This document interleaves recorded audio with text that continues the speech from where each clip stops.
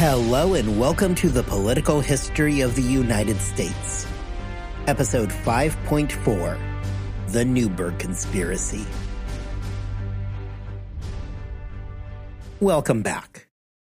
So far this season, we have brought the American Revolution to a conclusion via the Treaty of Paris in 1783.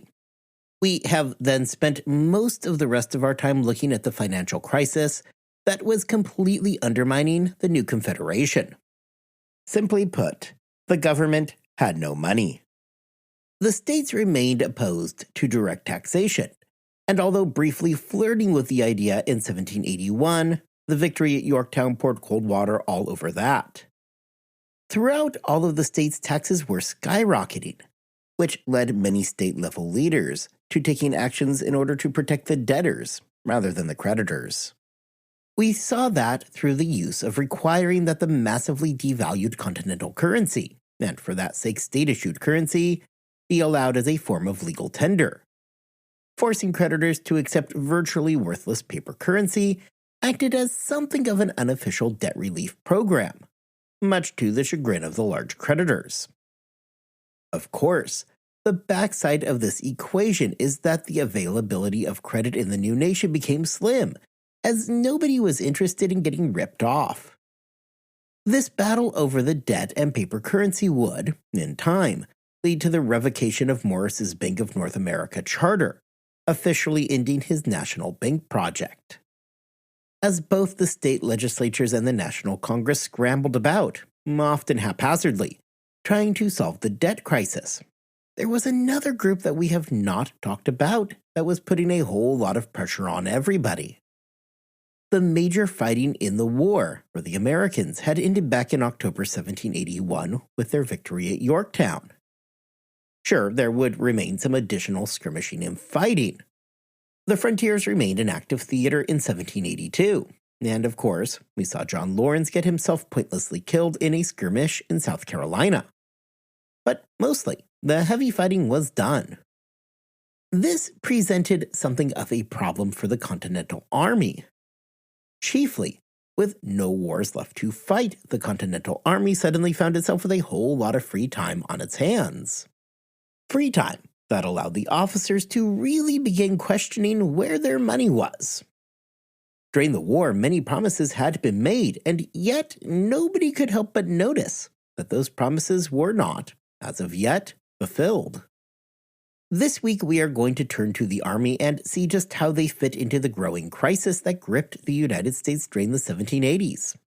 Specifically, we are going to look at the incident known as the Newburgh Conspiracy, which would send shockwaves throughout Congress and reminded everybody of the very real dangers associated with having a standing army. Heading into 1782, the Army had little to do. The war was not yet over. The Peace of Paris was still over a year away. However, nobody was really fighting anymore, outside of some frontier action and minor skirmishes. It is noteworthy that George Washington, for the first time since getting his commission, chose to spend the winter in Philadelphia rather than in winter camp with his army. Now, if you are wondering what Washington was doing in Philadelphia, hold that thought.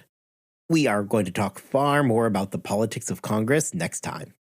But reasons aside, Washington choosing to be away from the Army for an extended period does speak much to the state of the war. Disputes over pay in the Army were nothing new.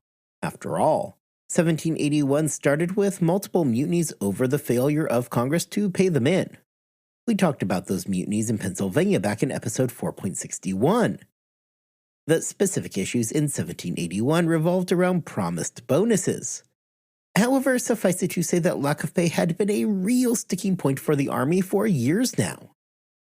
A whole lot of promises were being made, with few actually being fulfilled. Robert Morris did not exactly make anything better when he took office as the financier, as he quickly shelved plans to actually pay the Army during the current financial crisis. Morris argued that sufficient housing and food was payment enough for the time being. Suffice it to say that the Army, and especially the leadership, was not thrilled by this. For the officer corps, the end of the war was already going to be a strange time. The end of the war had left many in an uncomfortable place. Sure, yes, they were devoted to the cause. There was little question about that. But pragmatically, they had just given up years of their lives to fight in a war for American independence. They had been promised compensation for their time and efforts, and yet, time and time again, the Congress had shortchanged them. The war had, in many ways, come to define who the officers were.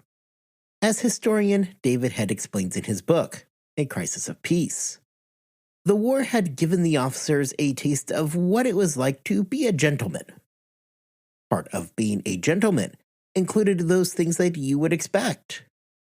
It meant being an honest dealer, refined in manners, and showing bravery on the battlefield. More importantly to our story, however, is that it also meant playing the part. As Head explains, this meant dressing the part, staying in houses instead of in the field with your men, and having the ability to properly wine and dine people at your dinner table, despite being in the middle of a campaign. This was often reflected in what the officers wore.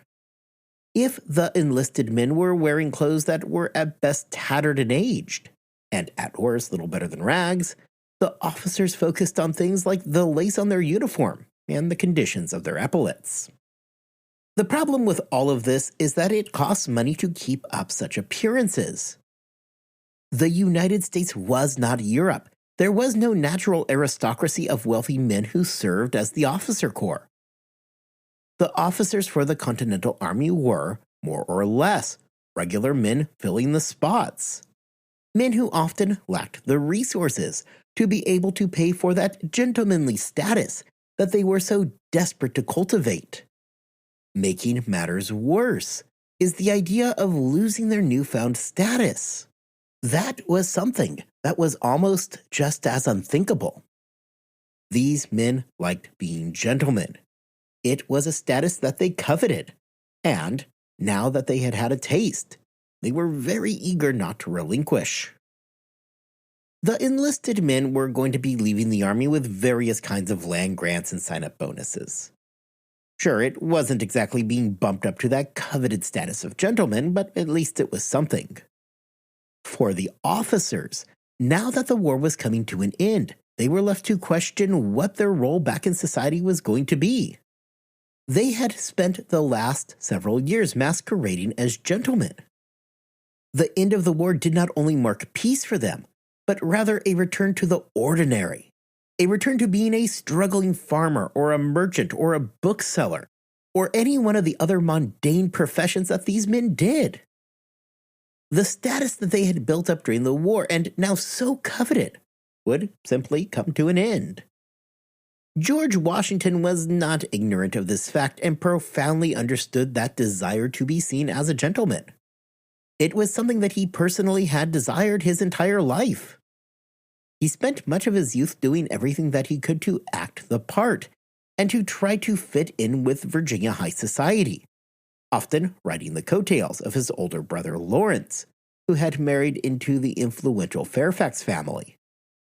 Young George Washington fought to be accepted in a world where he must have often felt that he did not quite fit in. More pragmatically, now in the 1770s, Washington had far more important tasks than pretending to be a country gentleman. He had a war to win. With few prospects and their own personal money being depleted by the time the war reached 1778, Washington was dealing with a serious lack of officers. Many of the men who had started the war could read the tea leaves and understood that there was nothing in this for them. They were hemorrhaging money being away from home for so long. The cause was a noble one, and I don't doubt that any of these men didn't deeply feel for the end result that they were fighting so hard to achieve. But at the end of the day, many deemed that the risk of bankruptcy was a far more serious risk than were the British. Washington could scarcely afford to let his entire leadership corps melt away, so his job turned to enticing them to stick around. Initially, what Washington secured for his officers was a promise of half pay for 7 years following the end of the war. A few years later, after more officers ended up resigning, and with fear over the very recent defection of Benedict Arnold, Congress agreed to grant half pay for life. For Washington, this was a twofold victory. The hope for Washington is that such a generous pension would assuage the fears of the officers and would keep them in service through the end of the war. Likewise, it would tie them directly to the prospects in that war and make doing something crazy, like emulating Benedict Arnold and defecting over to the British, a potentially costly decision for the individual officer. It was a financial incentive to keep the officers more or less in line and reduce the risk that they could potentially present. Congress at the time loved the plan as well. They certainly did not have the money to pay anybody anything at the moment. A promise of future funds, though, was a problem for, well, the future. The problem, however, is that those promises were made back before the end of the war, back in 1780 and 1781, which means that as we sit here now in 1783, the future had arrived. Of course, assuming that you have been following along, you can probably see the problem with that. The United States was flat broke. Even before the crisis at Newburgh, there was some unsettling behavior moving through the Army. In the spring of 1782, Colonel Louis Nicola made the suggestion that the Army should just blow off the United States and form a new country off in the West, where they could name their own king. Nicola sent the request to Washington directly to gauge his interest, though, per David Head, did not actually suggest that Washington himself should be the king. The response by Washington seems somewhat predictable. He was incensed at the audacity of such a suggestion, and quickly poured cold water all over that idea. Although the plan by Nicola was never more than just a frustrated venting by a veteran officer, it does a good job of highlighting the mood around the officer corps. There was a lot of frustration to go around, and for a population that always carried a certain amount of distrust of the Army, these were very unwelcome developments. Louis Nicola's letter would not end up being a pivotal moment in the history of the United States.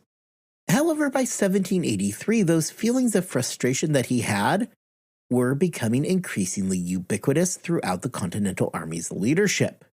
These fears were only exacerbated by the threatened outbreak of peace. By the end of 1782, the preliminary peace had been reached in Paris. By the end of 1783, the Treaty of Paris would be in the books. Well, surely the end of the war was something to celebrate. For the officers, it further muddied their futures. Without a war, there was no need for the Army, which in turn would mean that the negotiating power of said Army would be reduced. By the end of 1782, Washington sensed the real danger that was brewing. He warned Benjamin Lincoln, the Secretary of War, that the officers were mighty fed up with the absence of pay and the lack of clarity surrounding their pensions. During the winter of 1783, as the Army made their quarters in Newburgh, New York, the officers stewed over their slight. Making matters worse was that, politically, the pensions were not exactly a popular thing. Although they had been a political expedient at the time, a means to keep the officers from up and leaving the Army, the fact that these pensions were extraordinarily generous was not missed on anybody. In Britain, for example, half pay for life was a standard pension. However, while in the United States that pension was being granted for service through the war, in Britain it took a lifetime of service to earn those same benefits. Now, to step back for a moment and understand the context of what was going on. The end of 1782 is the same time that Morris's impost was falling apart, a topic that we talked about last time. By November 1782, Rhode Island had made their position clear that they would not agree to the impost. In a system requiring universal agreement on amendments to the Articles of Confederation, This was enough of a veto to all but kill the bill. Well, Congress could still try to prod Rhode Island into agreeing to the impost, and thus granting the federal government the ability to levy direct taxes. It all became a moot point when, at the end of December, Virginia reversed course, revoking their prior support. Under the Articles of Confederation, the impost was dead in the water. This means that, with the prospects of Congress being able to levy direct taxes now stalled out, they were stuck with that requisition system being the only manner in which the federal government could generate revenue. In effect, the government could ask the states to send money, but had little else that they could do, other than cross their fingers and hope for compliance. More than just political realities, however, were the pragmatic ones. Even if everybody had been totally on board with the lifetime pensions, it still brings up the problem that Robert Morris did not have the funds to actually make good on the pensions. This means that the officers were stuck in an unenviable position, where their promised pensions were both politically unpopular and impossible to honor anyway. The officers were aware that they were standing on shaky ground and could clearly see the writing on the wall. They fully understood that their promised pensions were at real risk of remaining promises and little else. With this knowledge, they chose to pivot. This pivot came in the form of a memorial to Congress, which proposed two potential ways forward. The first was for Congress to agree to grant full pay to the Army for a limited number of years. The other option was to offer a one-time lump sum payment, and then just to be done with it all. This process, known as commutation, had a few benefits for the officers. There was no guarantee that any of them were going to live long enough that the half pay for life would really mean that much. The 18th century was a dangerous time, and old age was never guaranteed. A one-time payment may well end up being more money than half pay for life, in the event that said life ends up being shorter than expected. Likewise, with the nation's finances in shambles, it got to that basic point of economics, that sometimes having money in hand today beats the promise of more money tomorrow.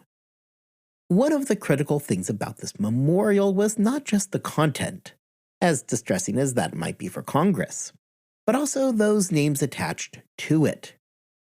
The top signatory was Henry Knox, a man who was in the inner circle of the inner circle around Washington.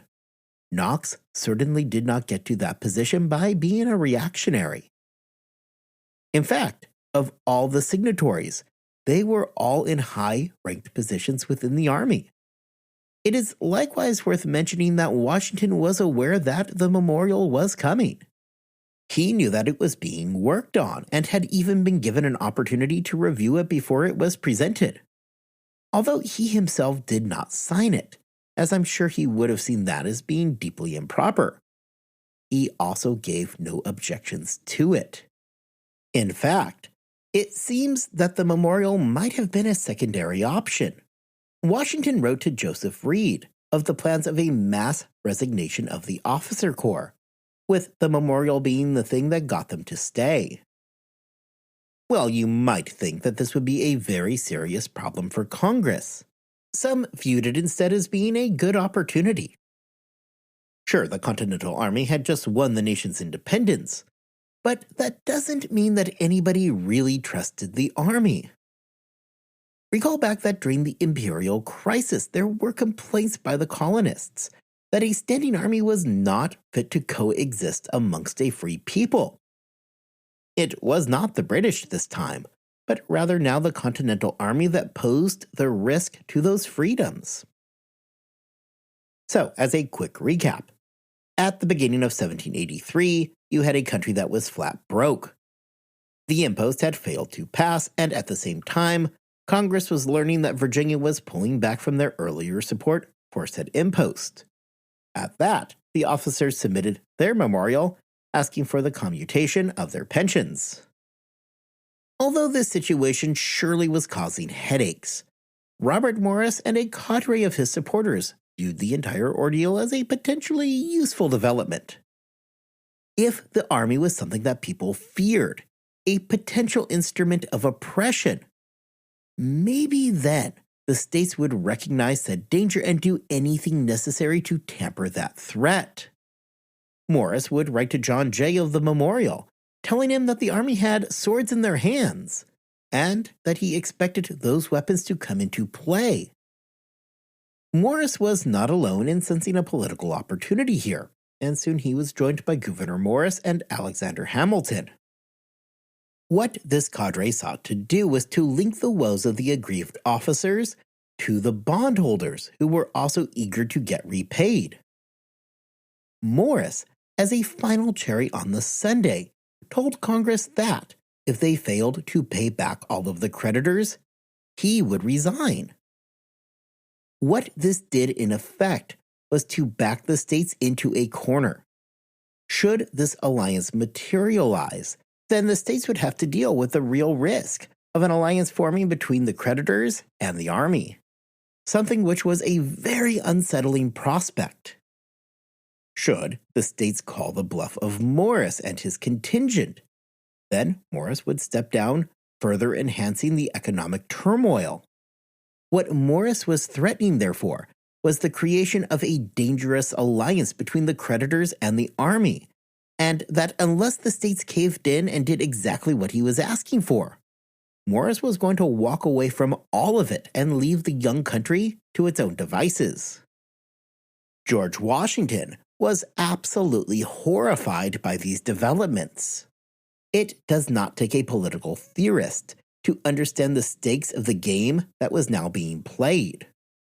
Washington realized just how dangerous this move really was.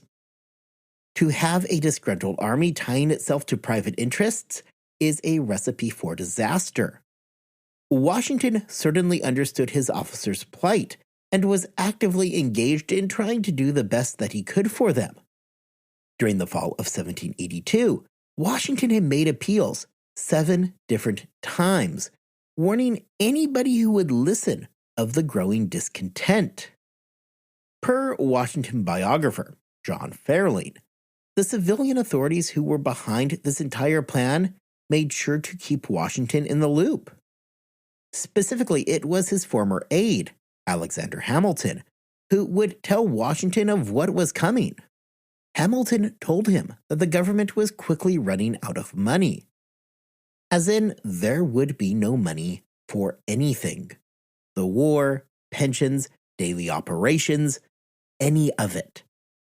He warned Washington that the army could be used as a tool to help entice the states to do the right thing and make such concessions that might help shore up the failing economy. According to Fairleigh, it is not entirely clear why Hamilton told Washington of what was coming.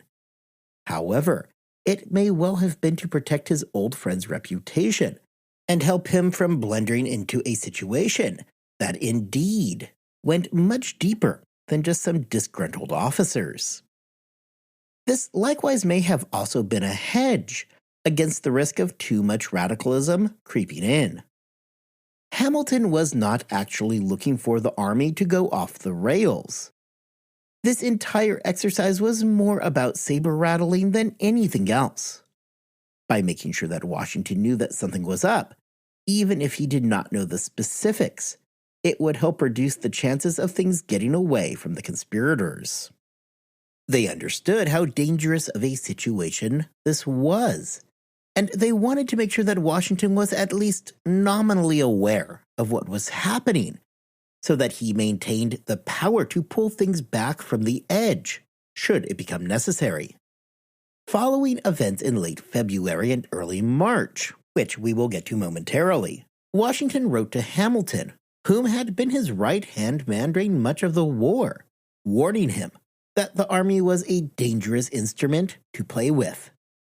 With Congress setting out to consider the question of commuting the pensions of the officers, the goal was to get 9 states on board. Although an amendment to the Articles required unanimity, passing financial legislation required a, still difficult but maybe not impossible, 9 states. When Congress considered the act on March 10, 1783, only 8 states got on board, with Connecticut coming close to approval, which would have meant the passage of commutation. But still, they fell just short. This, of course, presented a very serious problem. Morris and his cadre of nationalists had encouraged the army into a dangerous alliance with the bondholders. The hope was that the implicit threat from the army would get them the commutation that they were looking for and make the states fully grasp the risks that came from a Congress that lacked the ability to raise funds. However, now in the middle of March, the commutation plan had fallen flat, and everybody was left asking the uncomfortable question about what the next move was going to be.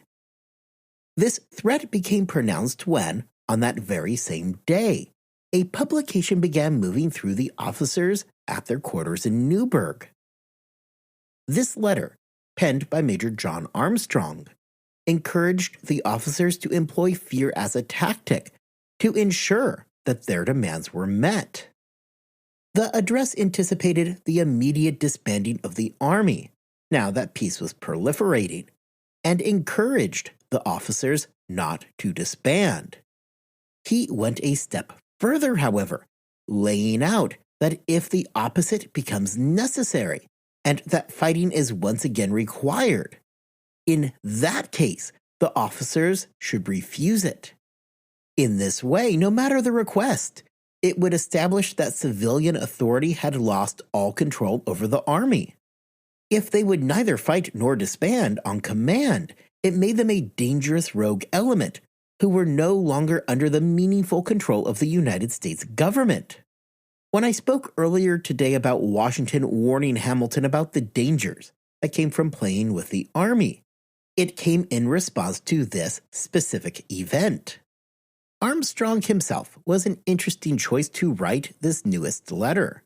He was an aide-de-camp of Horatio Gates, who had fought bravely at Trenton and Princeton.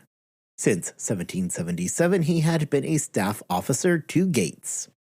Per historian David Head, Armstrong had established himself as being difficult to work with, often coming across as having something of a superiority complex that did little to endear him to those around him. He was known for a writing style that was particularly biting, if not bordering on being downright mean. Interestingly, as biting as the new writing was, and as concerning as it was for Congress, David Head explains again that this did not actually meaningfully move the goalposts. Although it was a disturbing twist, nothing Armstrong suggested was necessarily new. He did not make any new demands, largely reiterating the demands from the December memorial.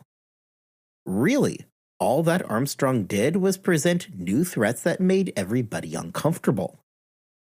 Washington was not amused by this when he read the letter. Along with the letter came an invitation for the officers to meet and discuss the matter more fully that coming Tuesday. Washington took all of this as not only being a threat to the order of the army, but understood that it was a personal challenge to his authority. Washington would pour cold water on the meeting, ordering the men not to meet on that Tuesday. However, likely worrying about his own ability to prevent the meeting from happening, he would end up giving his approval for it to take place, although he ordered it to come on Sunday, March 15th. Now, at least it was an official order from Washington and had his official sanction, rather than a meeting of his officers occurring outside of his control. This may also be the time that you are sitting there wondering about John Armstrong, and the fact that he was an aide-de-camp of Horatio Gates. This would have been an implicit threat to Washington, as Gates was one of the few who ever meaningfully challenged his authority. Following his victory at Saratoga, Gates was basically the golden child of the Revolution. It is an interesting counterfactual to consider what would have happened if Gates had scored a dramatic victory at Camden. Would that have been enough to cement him as the paramount American commander and given him an opening to potentially supplant Washington? Of course, we don't know the answer, nor do we need to worry about it. Camden was an unmitigated disaster for Gates and one that essentially marked the end of his war. Turning back to David Head, whom I have leaned on heavily today, he points out that during the winter of 1783, Gates was preoccupied with his wife's failing health. Gates may not have been a fan of Washington's, but as all of this was going on, his own personal mental bandwidth was consumed with his spouse. Gates was not looking to be the leader of a coup against Washington. Rather, he wanted to get home and spend some time with his dying wife, Elizabeth. Likewise, his involvement would only be able to go so far, as his relationship was not exactly great with the plotters back in Philadelphia. Robert Morris got along fine with Gates. However, Gouverneur Morris's relationship with the man was chilly at best. Gouverneur Morris was a supporter of Philip Schuyler, whom he always felt had been treated unfairly following the American defeat in Canada back in 1776. As far as Alexander Hamilton goes, there was no question if the relationship was chilly. Hamilton hated Gates with a fiery passion, and had ever since the Conway Cabal years earlier. Likewise, Hamilton was also a pretty big supporter of Philip Schuyler, especially considering that he was married to Schuyler's daughter, Eliza. Although Gates had no love for George Washington, it seems unlikely given the information that we have that he was standing at the center of a coordinated plan to supplant Washington from power. The officers planned to meet on March 15th. They were there to express their grievances and decide what their next actions would be. This was a moment fraught with danger for Washington. He had already acquiesced to the fact that the meeting was going to happen, regardless of how he felt about it. He might as well accept it and allow it, rather than deny it and force the officers to act on their own. Washington was likewise fully aware that the actions of the officers were being encouraged by congressmen, who were making a political play with powers that threatened to spiral away from them. George Washington was the commander-in-chief of the Continental Army. Now, some 18 months since the Allied victory at Yorktown, Washington was facing a challenge that risked not only his own authority, but indeed the survival of the young nation. Washington had a couple of options that he could take here. He could crack the whip and crush the movement where it stood. It would not have been that much of a leap to argue that Armstrong was fomenting a rebellion. He was advocating for the army to ignore its civilian masters, to remain in the field if ordered to disband, to refuse to fight if told to fight. Surely, nobody would have argued that much with Washington if he did decide that a crackdown was needed, and that the seeds of rebellion needed to be nipped in the bud. Yet Washington did not choose this route. Despite his own personal rage at the lack of good military order on display, he remained calm and very much in control. He made clear earlier in the week that a crackdown was unlikely. The fact that he was going to allow the meeting to occur, albeit on his own terms, that was a testament to that. There were no arrests. There was no general prohibition on the officers from publishing. There were no orders that were greater in scope that threatened to do anything to silence the discontent of the officers. All Washington did was reschedule a meeting. His calmness in a moment that was so fraught with danger both for him personally and for the nation as a whole prevented more radical officers from gaining the upper hand. For the remainder of that week, from the 10th until the meeting on the 15th, it was business as usual. The meeting was to be held at the Temple of Virtue. The building was brand new, constructed that winter as a place to hold religious services. It had only been completed in February, so little more than a month before the planned meeting. The room was described as being hot, stiflingly so as it was so packed full of officers. The smell of fresh-cut wood hung heavily in the air as the building was so new. It was anything but a pleasant experience for those who were inside. The meeting was led by Horatio Gates, as he was the ranking officer present, second in command only to Washington himself. George Washington was a lot of things, but one thing that he was not was a natural orator. We have been talking about Washington for a long time now, and not once have I told you about some fiery speech coming from him. It simply was not his style, as he instead chose to lead by example. Likewise, he had never addressed the entire officer corps in this fashion. There were countless councils of war. However, those had always been far smaller affairs. The men were all well aware of this, having worked closely with the general for years. So it would have come as a surprise to no one that Washington would not personally be in attendance at the Temple of Virtue, which, much as he had planned it to be, made it that much more of a surprise when Washington strode into the meeting. By all accounts, it was a dramatic entrance. Rather than getting there on time, Washington arrived just a bit late, ensuring that by the time that he did arrive, the meeting would have already just begun. This means that every single officer in that room would be pulled out of the present talk and into that feeling of surprise which permeated the room as Washington entered unexpectedly, with literally every single eye in that room on him. Washington walked up onto the stage, where an equally as stunned General Gates quickly yielded the floor to his commander.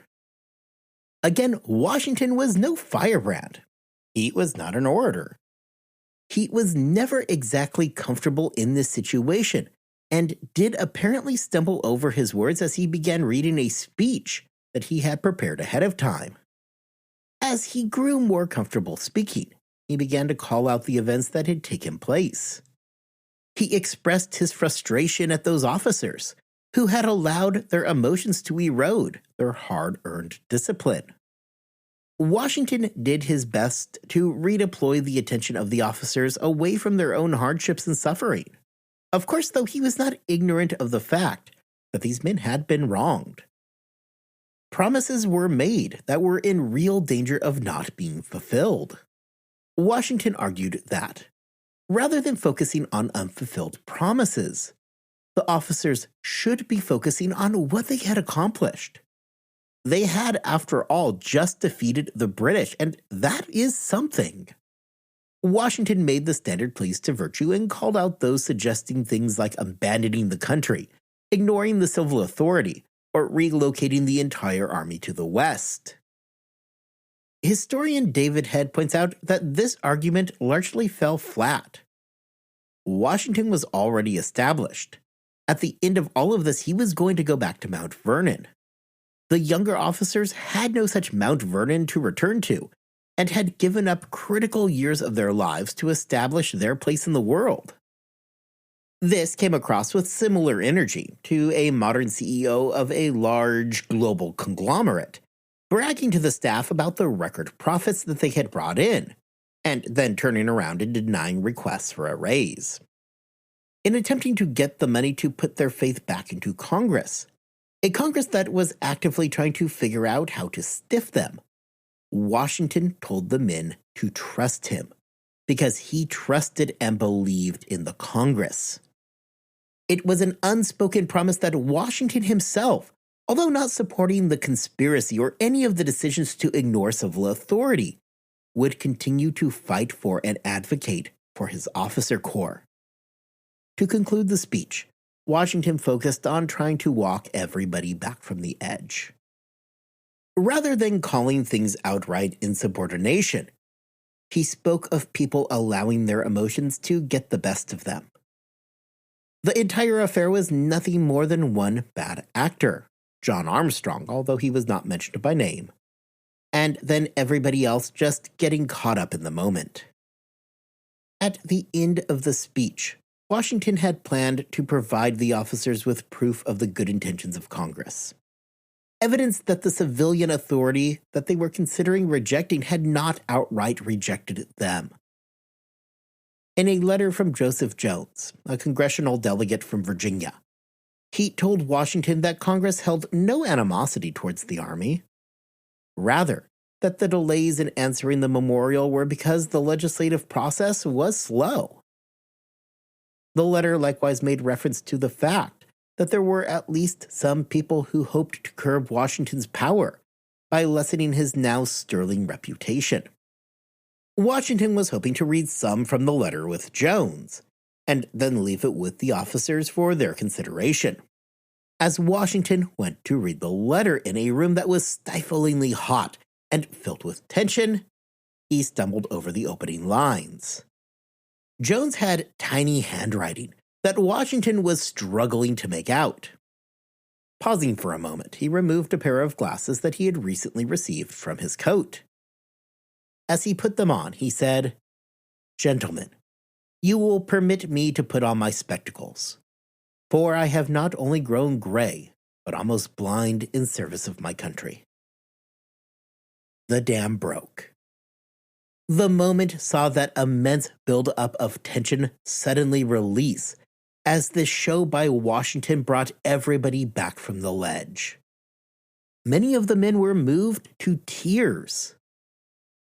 The effect was dramatic, as it really did take all the wind out of the sails of the conspiracy. George Washington was a man that was famously aloof. If you read a biography of him, an almost universal trait of these biographers is trying to frame moments when Washington was more vulnerable. This moment with the glasses showed the officers something that they seldom, if ever, saw from their commander. It was genuine vulnerability. It was so profound that it had the effect of disarming them and reminding them of just how much Washington himself had sacrificed. With the speech concluded, Washington left the meeting. With Washington gone, the rest of the meeting was led by those close to the general. The time was filled with pronouncements of loyalty to the civilian authorities in Congress.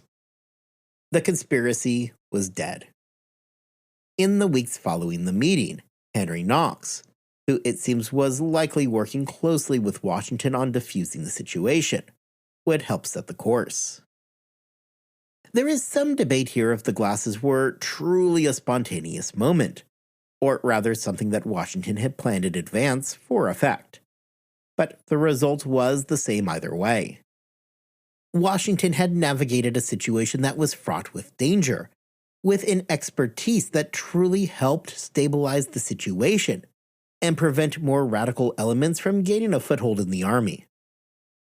There were still bitter feelings, to be sure, but those feelings were certainly not directed towards Washington. If the officers would not put their trust explicitly in Congress, they would put it in George Washington, who put his trust in Congress. As it turned out, that would prove to be enough. Somewhat ironically, this scare over the army rejecting civilian leadership was not actually wholly unsuccessful. Washington would take up lobbying Congress. However, it is impossible to ignore the fact that fear over the army potentially going rogue did have an impact. If the entire point of this whole ordeal had been to scare the states into taking action, well, it worked. Ephilet Dyer, a delegate from Connecticut, was so shaken by the events that he ended up switching his vote from a no on commutation to yes.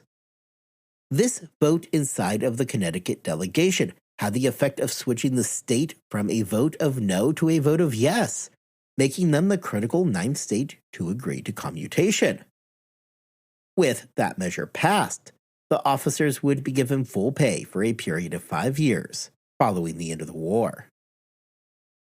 The crisis over the army rejecting civilian authority was over. But the far greater overarching crisis over the failure of the Articles of Confederation was still very much ongoing. Congress had promised commutation of the pensions from the end of the war, but that ignores the fact that there was still not a clear revenue source for that money.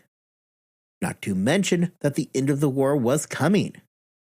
In fact, just days after Washington's speech, news would reach the United States about the details of the preliminary peace. Likewise, if this entire episode had been designed to push the states into considering granting Congress an impost on imports, what had become of that? Congress granted commutation, yes, but would the greater political ends be met? These are questions that we are going to return to in episodes to come. For today, though, this episode has already gone on for a while, so I think that this is a good place to leave it. Next time, in the aftermath of Newburgh, the Army is going to have to deal with yet another existential threat: peace. When we return, we are going to usher in peace and look at just what that meant for the Continental Army. Until then, I hope you all have a wonderful 2 weeks. I hope that you are staying healthy and that you are staying safe. And I will see you back here next time as we continue to look at the failures of the Confederation.